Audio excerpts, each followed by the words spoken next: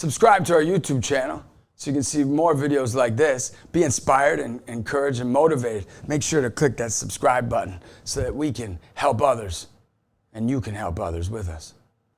We're talking today about this word, a word that many like, many don't like, suffering.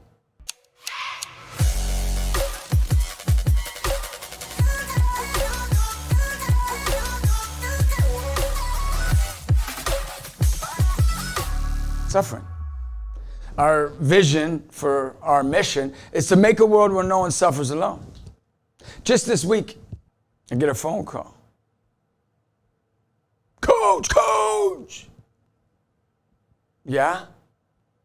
You know, Carter, who's on the team, his dad is gone. He passed away.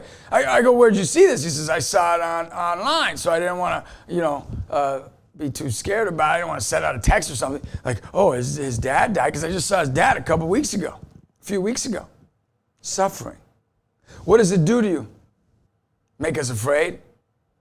Of course. Make us nervous? That's the natural course. Make it hard for us? Of course. It is hard. It's not easy. Well, I ended up finding out that his dad did die. And so then you have to ask yourself, what do you do? So I reach out to the mother, I reach out to the player, Carter, and I say, hey, I'm sorry about your dad. He goes, oh yeah, it's not easy, it's tough, and what have you. We're gonna be there for you. And that week, this past week, there were more players there for Carter that have been there for Carter since he started playing with us a little over a year ago.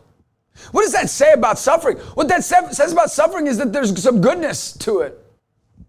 Okay, somebody writes you a check for $3 million, right? You're like, that's so great, right? But actually, that $3 million could separate you from people because you can't help everyone. So then there becomes suffering because you got $3 million. So a lot of us want to look at suffering as the enemy, but maybe $3 million is the enemy. Because $3 million helps you go, what do I choose to buy? Who do I choose to buy for something? Or who do I help? Or what charities do I engage with? You see, the $3 million, oh, that's great, yeah! But then there's suffering because of the $3 million. But just maybe that somebody passing away, though horrible, no, not easy, helps us to realize we need to be more grateful. I've thought more about being grateful in life, thinking about Carter's dad dying, than being ungrateful. I've thought more about helping others and serving others and building others up because Carter's dad passed away. Carter's death, though horrible and not easy, created more virtue and help and internal perspective than any other thing probably. And I'm sure a lot of you could say that about some of the suffering you've been through. Success separates. Suffering unites us. When we're at an event, right? And I'll say, how many of you have never had a dad in your life? Raise your hand. All of a sudden, if there's 200 kids there, 20 to 40 hands will go up, at least. Not to say that's everyone who's had a dad. Leave them, but that's many of them that had the courage to raise their hand. I'll say, come forward. And then we come forward. I go, how many of you have lost somebody for the wrong reason? Come, give this young man or woman a hug, and all of a sudden you'll see they all start coming and hugging. And all of a sudden, this suffering became a glorious gift for a community of young people to come together.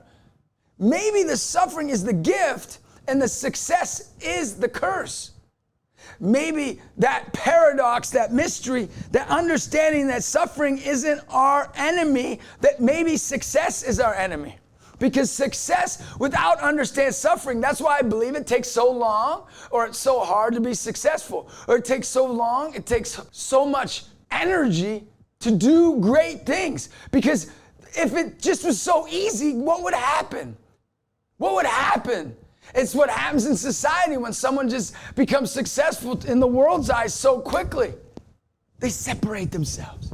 But suffering unites us in such a beautiful way. Okay, I'll give you one more example. Somebody says to you, I hate you, you loser, you're nothing. Okay? It's the worst day of your life, probably. I have many kids that have been called that. It's the worst day of your life. You're nothing. You're a loser. And all of a sudden, it makes you say, I don't want to say that to somebody. I don't want to hurt somebody like that.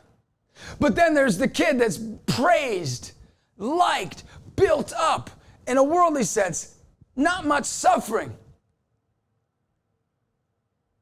Maybe he's the one saying, you're a loser. You're nothing. Why? Because he's never experienced that suffering. He's never experienced that hurt and pain. Now, we could say that hurt people, like I always say, and healed people help people. But what I'm saying is this: those that don't understand suffering as a gift can't be healed. Can't be healed. You're only healed from suffering when you realize it's a gift. You say, yes, this is a gift. Please heal me of this so I can see it as a gift. It doesn't go away. And those who are successful need to be healed of success, because maybe they need to be healed to let them know that their success is the enemy. Their suffering to get there is their friend. Suffering is not something to be afraid of. I see all these people, they're so afraid of suffering, right? I mean, I'm afraid of it. I'm afraid that my kid would die. I always say, look, I die first, you die second. I always say, but I can't guarantee that. But that's one of my sufferings. How could I die second and my kid die first? That mind boggles me. But maybe, I don't want that to happen, but maybe it's supposed to happen. Maybe it's supposed to happen because it's going to help me to be a better person, a better man.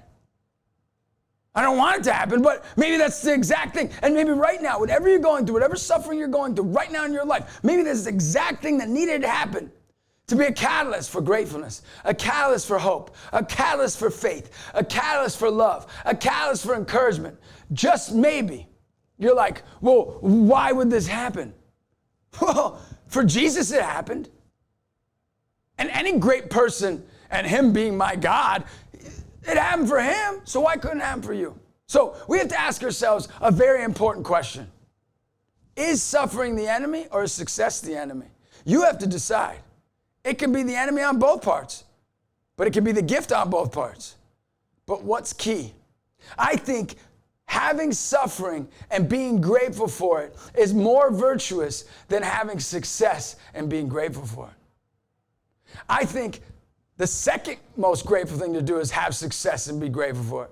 The first most grateful thing to do is to have suffering and be grateful for it. Did you ever see a kid who had joy who has Down syndrome? They light up a room. Did you ever see someone who had a lot of money and was excited about it? They distinguished the room. Think about it. Having light within the darkness, having hope amidst the suffering is the greatest light we can give. And I will tell you this, my aunt, who is my candy lady, who actually gave me all the candy, and you don't want me on candy, trust me. I can tell you, she gave me, little kid, all the candy in the world to the point of throwing up. She was my favorite person. She was so much fun. We'd hang out with her, we'd spend time with her, what have you. Well, she had got cancer at 50, very young. She died at 53. But the day before she died, right? On Christmas Eve, I was there. They say the good die on Christmas. I think that's true. It's a moment I won't forget. She's suffering. She's losing weight. She can barely breathe. She's ready to go to meet her maker like we all will. And I'm crying, and she says, look at me. Justin, I'm so very proud of you. It lit my life up that this suffering, wounded person, ready to meet her maker, would give the energy and love to say, I'm proud of you in the moment of her death. Our greatest gift to this world is to take our suffering and learn how to be a light. Jordan Peterson, who I've been listening to, says something very important to his class. He says, you will have 2 to 3 illnesses before you die. I'm getting you prepared to deal with those. That's the gift I'm giving you. We have to get prepared to deal with our suffering, and then we'll be successful. If we prepare for success, then we'll be self-focused. We have to be prepared to take our suffering and bring hope and light and faith to the world. That's our gift. Suffering is the gift. Success can sometimes be the enemy. Make sure to subscribe to this channel here, all right? If you haven't subscribed, make sure, click it there and be involved as you get more inspiration on different views, different things that I'm going to talk about each and every week to build you up, to care for you. Thank you so much, and have a great day. And know suffering is a gift.